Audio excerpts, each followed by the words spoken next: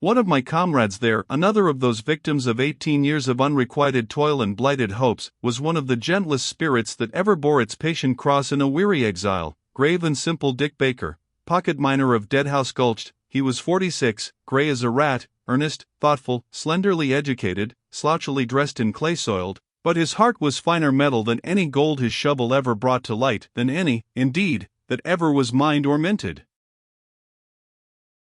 Whenever he was out of luck and a little downhearted, he would fall to mourning over the loss of a wonderful cat he used to own, for where women and children are not, men of kindly impulses take up with pets, for they must love something. And he always spoke of the strange sagacity of that cat with the air of a man who believed in his secret heart that there was something human about it, maybe even supernatural. I heard him talking about this animal once. He said, "For 40.jpg, 18K.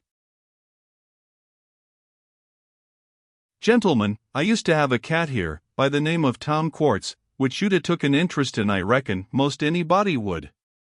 I had him here 8 year, and he was the remarkablest cat I ever see.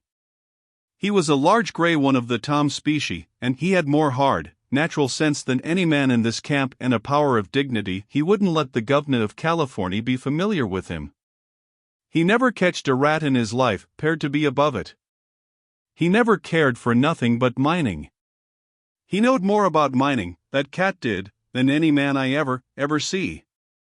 You couldn't tell him nothin' 'bout placer diggin's, and as for pocket mining, why he was just born for it. He would dig out after me and Jim when we went over the hills prospectin', and he would trot along behind us for as much as 5 mile, if we went so fur. And he had the best judgment about mining ground, why you never see anything like it. When we went to work, he'd scatter a glance around, and if he didn't think much of the indications, he would give a look as much as to say, 'Well, I'll have to get you to excuse me,' and without another word he'd hist his nose into the air and shove for home. But if the ground suited him, he would lay low and keep dark till the first pan was washed, and then he would sidle up and take a look, and if there was about 6 or 7 grains of gold he was satisfied. He didn't want no better prospect and that, and then he would lay down on our coats and snore like a steamboat till we'd struck the pocket, and then get up and superintend. He was nearly lightnin' on superintending. Well, by and by, up comes this year Quartz excitement. Everybody was into it, everybody was pickin' and blastin' instead of shovelin' dirt on the hillside, everybody was puttin' down a shaft instead of scrappin' the surface. Nothin' would do Jim, but we must tackle the ledges, too, and so we did. We commenced puttin' down a shaft, and Tom Quartz he began to wonder what in the dickens it was all about. He hadn't ever seen any mining like that before, and he was all upset. As you may say, he couldn't come to a right understanding of it, no way, it was too many for him. He was down on it, too, you bet you, he was down on it powerful, and always appeared to consider it the cussedest foolishness out. But that cat, you know, was always eggin' new-fangled arrangements, somehow he never could abide 'em. You know how it is with old habits. But by and by Tom Quartz began to get sort of reconciled a little, though he never could altogether understand that eternal sinkin' of a shaft and never pannin' out anything. At last he got to comin' down in the shaft, hisself, to try to cipher it out. And when he'd get the blues, and feel kind o' scruffy, and aggravated and disgusted, knowin' as he did, that the bills was runnin' up all the time and we warn't makin' a cent, he would curl up on a gunny sack in the corner and go to sleep. Well, one day when the shaft was down about 8 foot, the rock got so hard that we had to put in a blast, the first blast-in we'd ever done since Tom Quartz was born. And then we lit the fuse and clumb out and got off 'bout 50 yards and forgot and left Tom Quartz sound asleep on the gunny sack. 441.jpg, 89K. In about a minute we seen a puff of smoke bust up out of the hole, and then everything let go with an awful crash, and about 4 million ton of rocks and dirt and smoke and splinters shot up about 1.5 miles into the air, and by George, right in the dead center of it was old Tom Quartz a-goin' end over end, and a snortin' and a sneezin', and a clawin' and a reachin' for things like all possessed. But it warn't no use, you know, it warn't no use. And that was the last we see of him for about 2 minutes and a half, and then all of a sudden it began to rain rocks and rubbish, and directly he come down Kerwop about 10 foot off FM where we stood. Well, I reckon he was perhaps the orneriest looking beast you ever see. One ear was sot back on his neck, and his tail was stove up, and his eye winkers was swinged off, and he was all blacked up with powder and smoke, and all sloppy with mud and slush FM one end to the other. Well, sir, it warn't no use to try to apologize, we couldn't say a word. He took a sort of a disgusted look at hisself, and then he looked at us, and it was just exactly the same as if he had said, "Gents, maybe you think it's smart to take advantage of a cat that ain't had no experience of quartz minin', but I think different," and then he turned on his heel and marched off home without ever saying another word. For 42.jpg, 16K.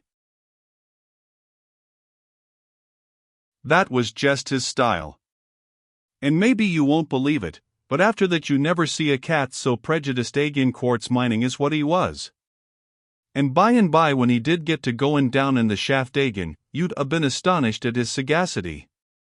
The minute we'd tetch off a blast and the fuse begin to sizzle, he'd give a look as much as to say, "Well, I'll have to get you to excuse me," and it was surprisant the way he'd shin out of that hole and go for a tree. Sagacity? It ain't no name for it. 'Twas inspiration. I said, "Well, Mr. Baker, his prejudice against quartz mining was remarkable, considering how he came by it. Couldn't you ever cure him of it?" Cure him? No. When Tom Quartz was sot once, he was always sot, and you might have blowed him up as much as 3,000,000 times and you'd never have broken him of his cussed prejudice agin quartz mining. The affection and the pride that lit up Baker's face when he delivered this tribute to the firmness of his humble friend of other days will always be a vivid memory with me. At the end of 2 months we had never struck a pocket. We had panned up and down the hillsides till they looked plowed like a field. We could have put in a crop of grain, then, but there would have been no way to get it to market. We got many good prospects, but when the gold gave out in the pan and we dug down, hoping and longing, we found only emptiness. The pocket that should have been there was as barren as our own. At last we shouldered our pans and shovels and struck out over the hills to try new localities. We prospected around Angel's Camp, in Calaveras County, during 3 weeks, but had no success. Then we wandered on foot among the mountains, sleeping under the trees at night, for the weather was mild, but still we remained as scentless as the last rose of summer. That is a poor joke, but it is in pathetic harmony with the circumstances, since we were so poor ourselves. In accordance with the custom of the country, our door had always stood open and our board welcome to tramping miners. They drifted along nearly every day, dumped their post shovels by the threshold and took pot luck with us, and now on our own tramp we never found cold hospitality. Our wanderings were wide and in many directions, and now I could give the reader a vivid description of the big trees and the marvels of the Yosemite, but what has this reader done to me that I should persecute him? I will deliver him into the hands of less conscientious tourists and take his blessing. Let me be charitable, though I fail in all virtues else. Note, some of the phrases in the above are mining technicalities, purely, and may be a little obscure to the general reader. In placer diggings, the gold is scattered all through the surface dirt. In pocket diggings it is concentrated in one little spot. In quartz the gold is in a solid, continuous vein of rock, enclosed between distinct walls of some other kind of stone, and this is the most laborious and expensive of all the different kinds of mining. Prospecting is hunting for a placer. Indications are signs of its presence. Panning out refers to the washing process by which the grains of gold are separated from the dirt. A prospect is what one finds in the first panful of dirt, and its value determines whether it is a good or a bad prospect, and whether it is worthwhile to tarry there or seek further.